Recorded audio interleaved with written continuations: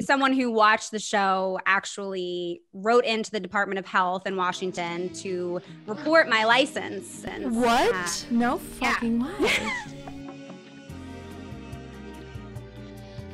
Talking more about your studying to be a sexologist, I was really fascinated to learn that about you, because I think when we think of the archetypal bachelor contestant, I'm not envisioning someone who's super sex positive, typically not a woman of color, typically not someone who's necessarily using their platform to discuss race issues and to give voice to minority communities. You're doing all of those things, right? Like the anti-contestant. Yeah. And it's great to see. I wish there was more representation there, but I'd love to know kind of two parts of how the maybe Bachelor Nation fandom receives a person like that, what that's been like for you, and making that transition post show, like what was that like? Yeah, so I am a little bit the anti-contestant. A little bit. When I first was announced on the show, even before episode 1 had aired, there was, I remember, a whole thread on Facebook about people essentially trying to diminish and debunk the fact that I was a therapist. I was 23 going on the show. I did my bachelor's in 3 years and went straight to my master's. So I was 22 when I graduated. I was very young, and people were trying to disprove that there's no way she's a therapist. She's not a therapist. Someone who watched the show actually wrote into the Department of Health in Washington to report my license. And, what? No fucking way. Yeah. So that was incredibly painful. That moment absolutely shattered me to my core.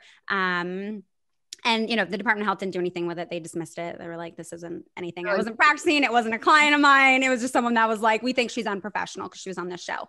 I think being a young woman who is intelligent, who has a career, who has degrees, I think is threatening in our patriarchal society to begin with.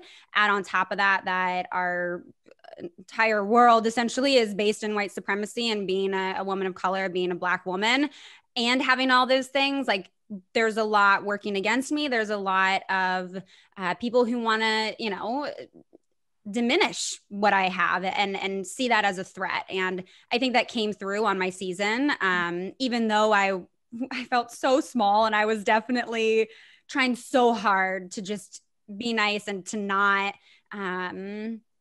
I was trying to dumb myself down.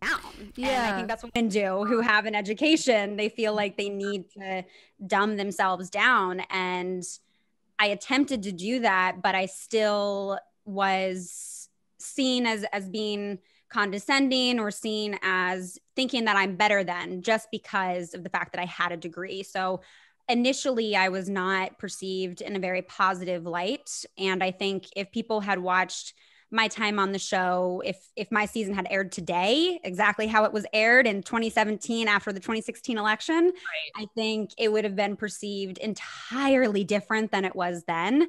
I do notice that now, as I've given less and less fucks about what people think about me over the last 2 to 3 years, people are resonating with it more. And especially when it comes to sex. I think it's refreshing for people. And I think it's a point of representation for someone that looks like me to talk about the things that I talk about from my own personal perspective, but then also with my educational background. And I think people are enjoying it, but certainly there's still those people that are like, we don't fuck with that. She needs to be more classy. She's not a very classy lady.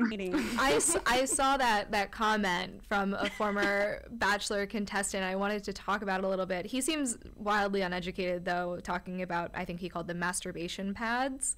But yep. I think what you've touched on a lot is the representation of it. Being someone who is so open about sex positivity in that space is important. We want to see that representation from someone who we do look up to, and I think you are that person for a lot of young women, for sure. Yeah, Oh, go ahead. Sorry, I was just going to say it's funny because on the show, we have the fantasy suites, right? We have such this pressure and such this emphasis on sex on the show, but it's also still something that's very hush hush. And that honestly is a mirror of our entire culture, right? Sex sells literally everything. We have sex all around us, but God forbid a woman, especially a young woman, especially a woman who is non-white,